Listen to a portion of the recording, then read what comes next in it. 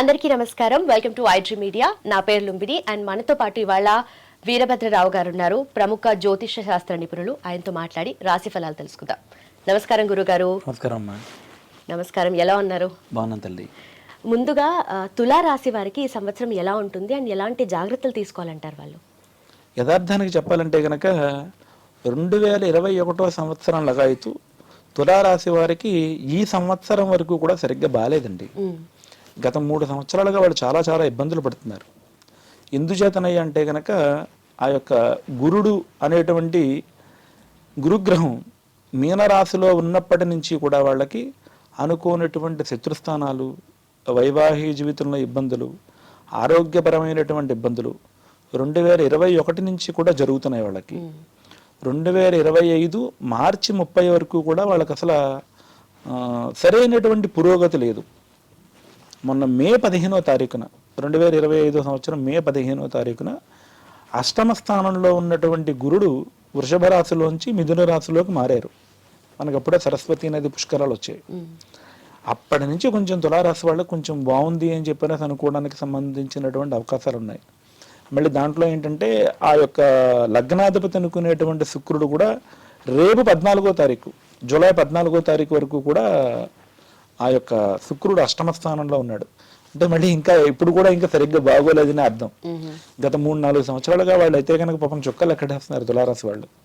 చిత్తా నక్షత్రం 3వ పాదం 4వ పాదం, స్వాతి నక్షత్రం 4 పాదాలు, విశాఖ నక్షత్రం 1, 2, 3 పాదాలు, ఇవందరూ కూడా తులారాశిలోకి వెళ్తారు. అయితే వీరికి సాధారణంగా ఆ యొక్క 3 సంవత్సరాల కాలం నుంచి కూడా బాగాలేదు. రేపు 14వ తారీఖు తర్వాత నుంచి వీళ్ళకి చాలా మహత్తరమైనటువంటి యోగంగానే మనం చెప్పుకోవచ్చు. మంచి మంచి అవకాశాలు ఉంటాయి. మంచి మంచి అవకాశాలతో కూడినటువంటి పురోగతి ఉంటుంది. కళాకారులకి, చిత్ర పరిశ్రమ వాళ్ళకి, వ్యాపారులకి, విద్యార్థులకి అందరికీ కూడా గత 3 సంవత్సరాలుగా వాళ్ళు సరైనటువంటి సుఖం, సరైనటువంటి సౌఖ్యం అనుభవించలేదు. వాళ్ళు చాలా ఇబ్బంది పడుతున్నారు. ఇప్పుడు వాళ్ళకి చాలా మంచిగా ఉంది. గ్రహస్థితులు ఏకాదశంలో ఉన్నటువంటి గ్రహాలతో సహా, భాగ్యంతో ఉన్నటువంటి గురుగ్రహంతో సహా అన్నీ కూడా చాలా బాగున్నాయమ్మా. సో తులారాశి వాళ్ళకి కొంచెం నరదిష్టి, నరఘోష, చిన్న చిన్న అనారోగ్య పరిస్థితుల్లో ఇబ్బందులు, ఆరోగ్య పరిస్థితుల్లో ఇబ్బందులు వచ్చి అనారోగ్యాలు కలగడం లాంటి సమస్యలు కనిపిస్తున్నాయి. కాబట్టి వీలైతే గనక ప్రతి శుక్రవారం అమ్మవారి యొక్క దర్శనం చేసుకోవడం, శ్రీ లలితా సహస్రనామాలు చదువుకోవడం. అంటే శుక్రరాశి తులారాశి అంటే కనుక శుక్రుడికి అధిష్టాన దేవత అమ్మవారే కనుక లలితా భట్టారిక అమ్మవారిని వీళ్ళు ఆరాధన చేయడం, లలితా సహస్రనామాలు చదవడం, ఇలా చేయడం వల్ల వీళ్ళకి బాగా కలిసి వస్తుంది. అయితే మీరన్నట్టుగా ఈ నరదృష్టి వల్ల వాళ్ళకి ఎక్కువగా ప్రభావం ఉంటుంది ఆరోగ్యపరంగా అని అన్నారు కదా. ఎక్కువగా మేజర్గా ఏమన్నా చేంజెస్ ఉంటాయంటారా?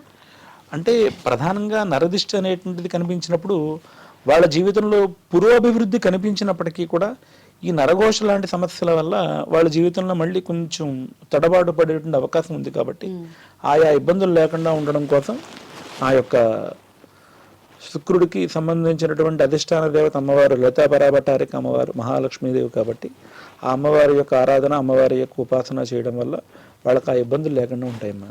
వీళ్ళకి ఆరోగ్యపరంగా ఇలా ఉంటుందని చెప్తున్నారు. అలాగే వృత్తిరీత్యా కానీ లేదంటే ఉద్యోగాల పరంగా కూడా వాళ్ళకి ఎలా ఉంటుందంటారు? అదే వృత్తి ఉద్యోగ రీత్యా కూడా వీళ్ళు యథార్థానికి 2021 నుంచి చాలా అవస్థలు అయితే పడుతున్నారు.